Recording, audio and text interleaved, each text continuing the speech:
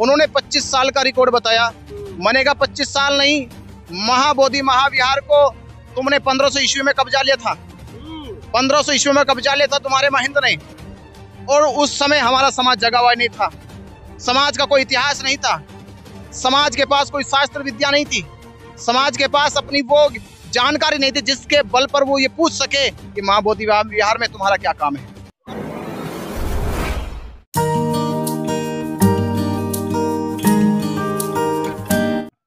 लगातार भिक्खु जो है बैठे हैं महाबोधि महाविहार को मुक्त कराने के लिए, बीटी एक्ट 49 को निषेध करने के लिए। कल दिल्ली में एक बड़ी प्रेस कॉन्फ्रेंस हुई, बनते विनाचार्य ने उस प्रेस कॉन्फ्रेंस को की अध्यक्षता की। उसके बाद अगले ही दिन ये आज बोधगया पहुंच गए। बनते जी, बड़े मतलब जो वीडियो है आपकी वो बड़ी वायरल हो रही है। पहले तो बोधगया की अंदर की जो पंडों को अड़काते हुए वायरल हुई, उसके बाद वो कुछ अगड़म सगड़म अल्लाह बल्ला पता नहीं क्या क्या करे थे वो वायरल हुई, उसके बाद फिर आप पांडवों के उसमें चले गए वो वायरल हुई। क्या कर मानेंगे बौद्ध भिक्खु हमारे? देखिए, तथागत बुद्ध के जब संदेश इस धरती पे पहली बार आया तो इस धरती पे सबसे ज्यादा जो तकलीफ हुई थी उन पुरोहितों की हुई थी। उन पुरोहितों की हुई जिन पुरोहितों ने समाज को सदियों से लूटने का काम किया, समाज को डराया, धमकाया, समाज को आडंबर के नाम पे लूट लूट कर अपना मोटा पेट कर लिया। विकास भी तो उन्होंने ही करा, आपके पास किया था, आपने क्या विकास किया देश में? देखिए, विकास हमारे सम्राट अशोक ने किया, विकास बाबा साहब डॉक्टर अंबेडकर जी ने किया। विकास का मतलब होता है जब पूरे राष्ट्र को एकजुट किया जाता है। विकास का मतलब होता है जब पूरे राष्ट्र में समता, मैत्री, करुणा का संदेश फैलाया जाता है। इन लोगों ने विकास नहीं किया, विनाश किया है। समाज का विनाश किया है, संस्कृति का विनाश किया है, सभ्यता का विनाश किया है। आज पूरे देश में अगर जातिवाद है, किनके कारण? इनके कारण। अगर आज भाई भाई का दुश्मन है, किनके कारण? इनके कारण। आज देश में धार्मिक लड़ाई हो रही है। आज 25 दिन से बौद्ध भिक्षु धरने पर बैठे हैं, अनशन कर रहे हैं, किनके कारण? महाबोधि महाविहार किनका है? कब्जा किन्होंने कर रखा है? पिंडदान कौन कर रहा है? वहां पर शिवलिंग रख के पूज कौन रहा है? बुद्ध का विहार है तो साधना करो, विपश्यना करो, ध्यान करो। भारतीय संविधान लागू है, सबको स्वतंत्रता है अपनी अपनी पूजा करने की। तो अपनी अपनी सीमाओं में है ना। संविधान ने कहा अपनी अपनी सीमाओं में मौलाना नमाज पढ़ ले, ईसाई पादरी अपनी प्रार्थना कर ले, हिंदू पुजारी अपनी पूजा कर ले, आरती उतार ले। और बौद्धों के लिए जो बुद्ध विहार बना है वो शांति का प्रतीक है, करुणा का प्रतीक है। ब्राह्मण नहीं आ सकते उसमें? ब्राह्मण आ सकते हैं पर वहां पर अनुष्ठान, कर्मकांड, क्रियाकलाप नहीं कर सकते, क्योंकि बुद्ध के दर्शन की शिक्षा का जो ज्ञान है, जो जानकार है, वो बौद्ध भिक्षु है। वो जानता है कि बौद्ध धर्म में बुद्ध को कैसे माना जाता है। तो वहाँ चार और भी तो बैठे हैं, बौद्ध भिक्षु भी तो बैठे हैं, वो करते हैं रोज सुबह शाम धूपबत्ती अगरबत्ती। अब एक बात मुझे बताए, अगर किसी जगह आपको सम्मान दिया जाए और सम्मान देकर सम्मान उतार दिया जाए तो आप क्या कहोगे? सम्मान हुआ या अपमान हुआ?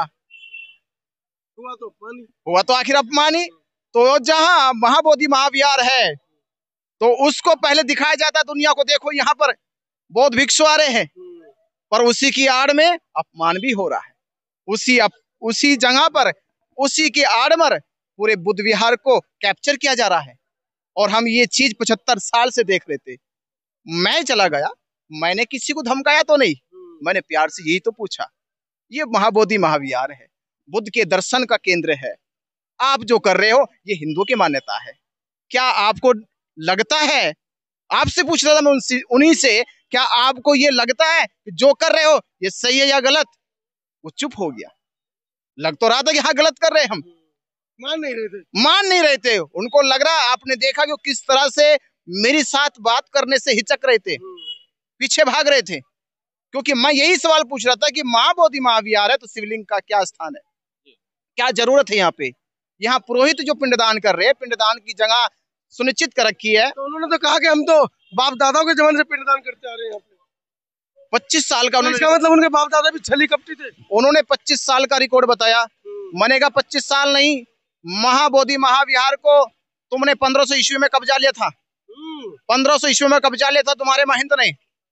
और उस समय हमारा समाज जगा हुआ नहीं था, समाज का कोई इतिहास नहीं था, समाज के पास कोई शास्त्र विद्या नहीं थी, समाज के पास अपनी वो जानकारी नहीं थी जिसके बल पर वो ये पूछ सके कि माँ बोधि विहार में तुम्हारा क्या काम है।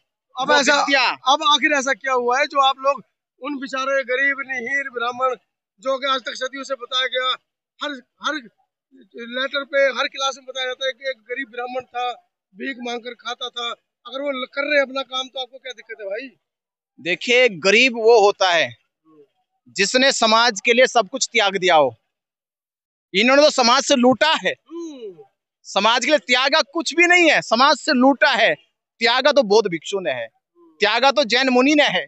ये लोग गरीब है, इनके पास कुछ भी नहीं है, ना घर है, ना खानदान की कोई जमीन है, प्रॉपर्टी है, ना बैंक बैलेंस है, ना इनके पास सोने चांदी के आभूषण है। अरे ये तो आभूषण पहन के चलते हैं, इनके पास तो बड़ी बड़ी कोठियां है। अब इनको गरीब कह रहे हो, तो जो समाज को लूट रहा वो गरीब कभी नहीं हो सकता। तो इन्होंने समाज को लूटने का काम किया है, मैंने केवल उसी बात से पर्दा उठाया है। तो आपने तो ऐलान भी कर दिया कि हम पैदल मार्च निकालेंगे, हम बोध गया पे चढ़ाई करेंगे, हम जाके वहाँ बुद्ध पूर्णिमा वाले दिन दिखा देंगे सरकार को। देखिए, ये घोषणा मैं पहले कर चुका था। मैं पहली बार आया, मैंने पूरा महाबोधि महाविहार की परिक्रमा करी, मैंने आंदोलन को समझा और समझने के बाद देखा कि हमारा धरना पहला चरण है। पहले चरण का आंदोलन धरना प्रदर्शन है, दूसरे चरण का आंदोलन पदयात्राएं होगी और तीसरे चरण का आंदोलन जब समाज एकजुट होगा, एक जनसभा करेगा। उस दिन हम कह रहे थे कि बुद्ध पूर्णिमा के दिन भारत का नहीं पूरी दुनिया का लाखों से ज्यादा समाज यहाँ उपस्थित हो जाएगा। तब मुख्यमंत्री भी, तब देश के प्रधानमंत्री भी मुख्यमंत्री से बात करेंगे, तब राज्यपाल भी आपसे बात करेंगे और कहेंगे कि आप अपनी मांग बताओ, हम पूरी करने को तैयार है। और मुझे लगता है कि मेरी वो बात बोली वही अमल में लाई जा रही है। मेरे से पहले कोई नहीं बोल रहा, अब बोलने लगे पदयात्रा भी करेंगे, अब पदयात्रा की जाएगी, अब महाबोधि विहार को छुटाने के लिए बुद्ध पूर्णिमा का आयोजन भी होगा। इसका मतलब कि हमारी दूरदर्शिता सही थी, हम जान रहे थे कि लड़ाई कैसे चल रही है। पहला चरण प्रथम हो चुका है, सेकंड चरण में लोगों ने प्रयास कर दिया है। तो मैं तो यही कहूंगा, मैंने 1 अप्रैल से कहा था, हमारे भिक्खु संघ ने 10 मार्च से 19 मार्च से शुरू कर दिया है, तो अब मैं 1 अप्रैल से नहीं करूंगा, मैं धरने पे बैठूंगा। मैं आ गया हूं अब धरने पे, जब तक धरना हमारा चलता रहेगा, जब तक हमें महाबोधि महाविहार पर सरकार द्वारा ठोस कदम, ठोस का मतलब ये कि 1949 का एक्ट निरस्त ना कर दे, तब तक हम धरने पे निरंतर। भूख हड़ताल में बैठोगे? बिल्कुल बिल्कुल, ये अनशन का धरना चल रहा है, हम इसी पे बैठे रहेंगे और तब तक बैठे रहेंगे जब तक हमें हमारा महाबोधि विहार मिल ना जाए। समाज तो आपके साथ नहीं है। क्या बात कर रहे हैं आप? कहाँ है बताओ? क्या बात कर रहे हैं आप? सब लोग समाज खड़े, पूरा बौद्ध भिक्षु है, पूरा देश है। आप देखिए आज वहाँ सब नहा रहे, वहाँ प्रयागराज में नहा रहे, सब डुबकी मार रहे टट्टी के पानी में। देखिए, समाज को सदियों से भ्रमित किया गया, सदियों से। हम लोग आज भिक्षु बने हैं, अभी तो आए हम, वो सदियों से लूटने का काम कर रहा। तो आप देखिए, इतनी से दिनों में ही हमने जान लिया कि हमारे महाबोधि महाविहार पर ब्राह्मणों का कब्जा है। जान लिया ना, अब ये जान लिया तो ये मुक्ति भी होगा। तो ब्राह्मण मुक्त करना है या फिर जो बीटी एक्ट है उसको निरस्त कराना है? देखिए, सवाल ब्राह्मण और बीटी एक्ट 1949 दोनों एक जैसे हैं, तो दोनों अलग पहलू मत बनाओ उसकी, दोनों एक जैसे हैं। अगर ब्राह्मण नहीं होता तो ये एक्ट ही ना बनता, ये एक्ट बिल्कुल नहीं बनता। और मैं एक जानकारी आपके लिए बता रहा हूँ, पत्रकार महोदय है, अब अपने पत्रकार महोदय के माध्यम से लोगों से कहना कि जो लोग भगवान बुद्ध को विष्णु का अवतार बना रहे और ये कह रहे कि बौद्ध धर्म तो इन्हीं का अंग है, तो उन लोगों को ये जानकारी दो इसी एक्ट की। अगर दोनों एक होते तो हिंदू सदस्य अलग और बौद्ध सदस्य अलग नहीं होते अलग। इसका मतलब ये है, ये प्रस्ताव भी कह रहा है, ये एक्ट भी कह रहा है हिंदू अलग होते और बौद्ध अलग होते हैं। तो वो उन लोगों के जहन में ये बात भी घुसनी चाहिए, अरे बौद्ध धर्म अलग है, हिंदू धर्म अलग है। हमारी लड़ाई यही है कि बौद्धों में हिंदुओं का क्या काम है। तो क्या बुद्ध पूर्णिमा वाले दिन बोध गया का माहौल खराब करने की ठान ली है प्रशासन के? नाको चने चबाने हैं, क्या करना है? लाखों आदमी आ जाएंगे तो चरमरा जाएगी सारी व्यवस्था। करोड़ों लोग चले गए या लाखों लोग में चरमरा जाएगी?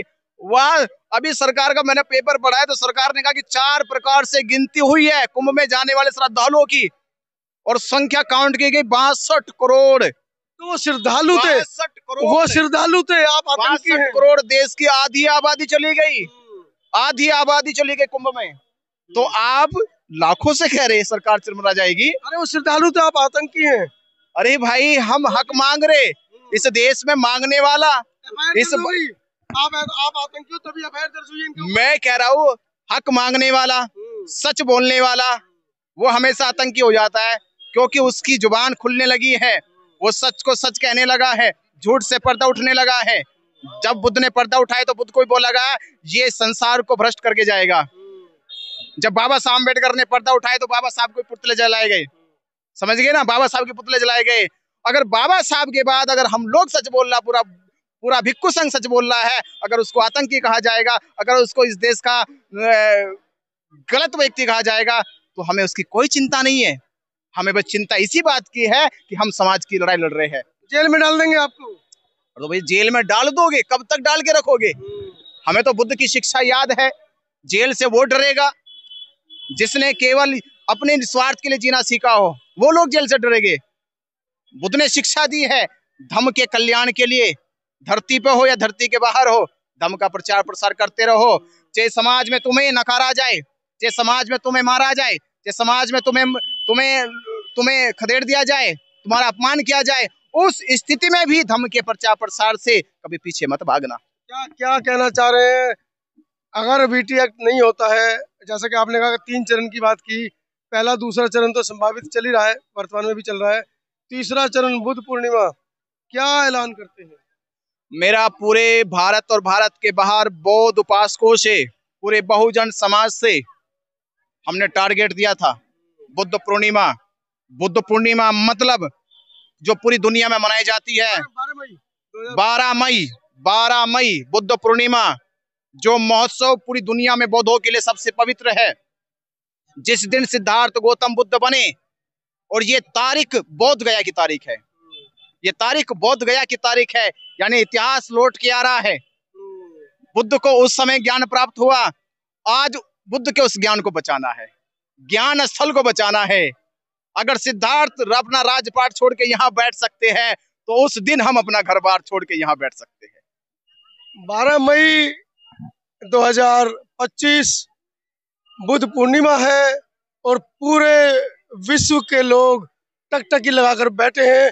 अगर उससे पहले नीतीश की जो सरकार चल रही है, जिसको कह रहे हैं कि दो मुही सरकार है, कभी इधर जाती है कभी इधर जाती है, अगर वो मान जाती है तो अच्छी बात है, नहीं तो 12 मई के लिए अपने अपने टिकट बुक करा लीजिए बोध गया के लिए।